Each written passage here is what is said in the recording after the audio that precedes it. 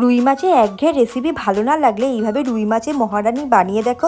প্রথমে রুই মাছের মধ্যে পরিমাণ মতো নুন হলুদ গুঁড়ো দিয়ে ভালো করে ম্যারিনেট করে নিতে হবে। ননস্টিক কড়াই গরম করে তেল দিয়ে দিয়েছি। তেলটা গরম হয়ে গেলে মাছগুলোকে ভেজে এপিট ওপিট করে লাল লাল করে ভেজে একটা পাত্রে তুলে নিতে হবে।